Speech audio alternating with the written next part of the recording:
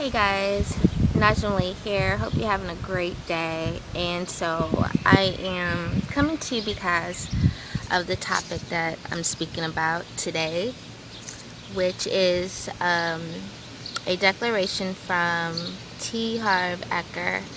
And it's basically saying what I learned about money was not my way, it was their way, and I choose to do my way. And so just talking about how my money belief system developed and how that translates into my life because of where it came from. And so 3 parts it came from were, of course, my parents. Second part was certain friends that I had in the past, and also certain religious leaders.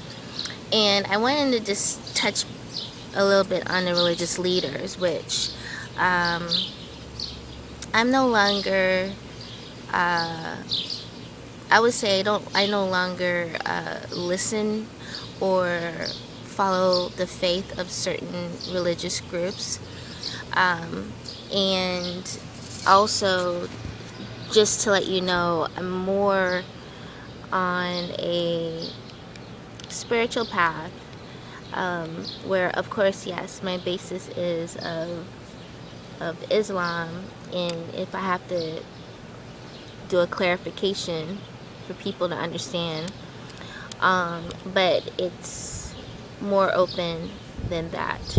But anyways, money-wise, what I would notice when I was a little girl going to church with my mom and or other relatives is that everybody was putting money in the plate that they pass around. Sometimes that plate will go around more than once. I remember going to certain services and that plate would be passed around probably 5 times. And I would always question, where is that money really going to?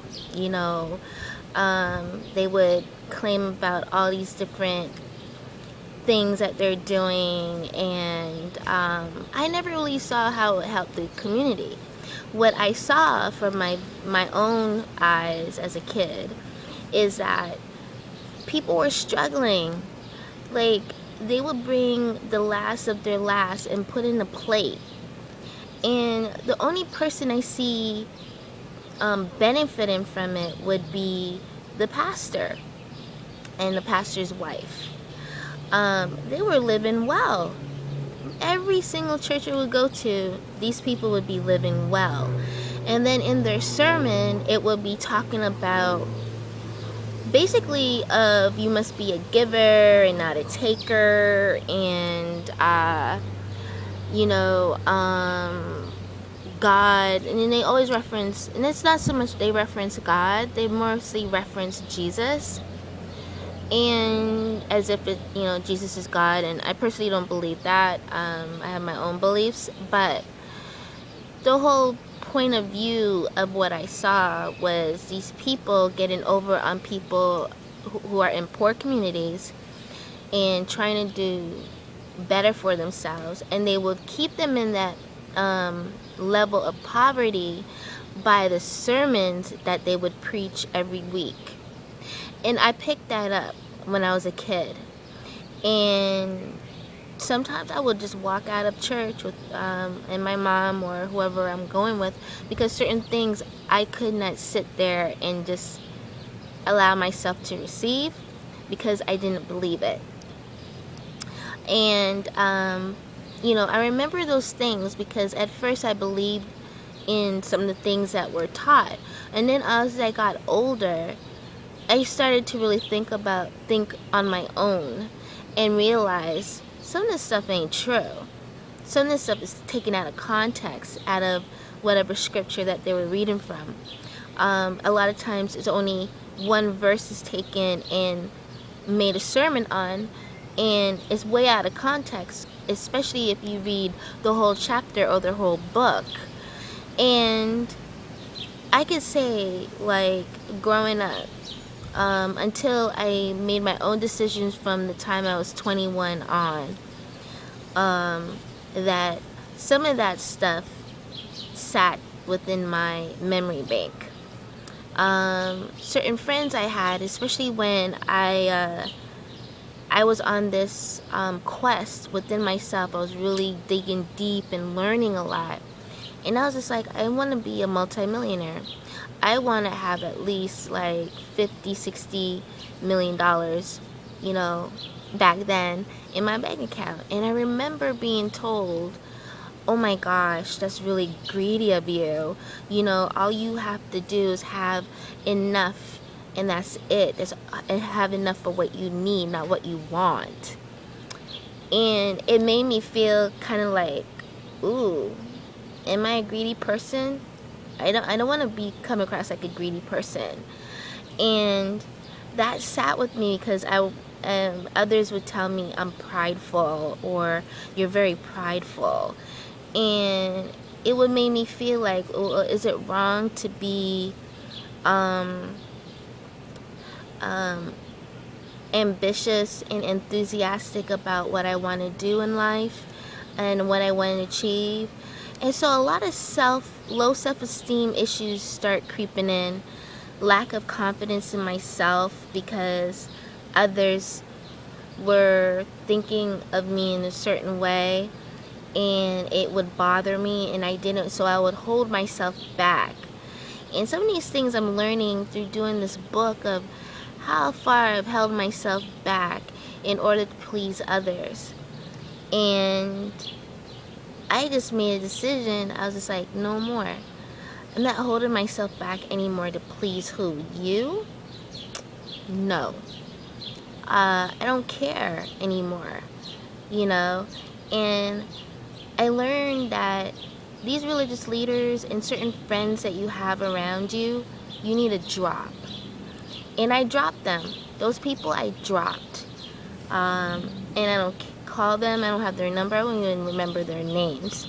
Because I did a thing of erasing certain people out of my lives. And because if they're not benefiting, if they're not uplifting, then they're only pulling me down like crabs in a bucket.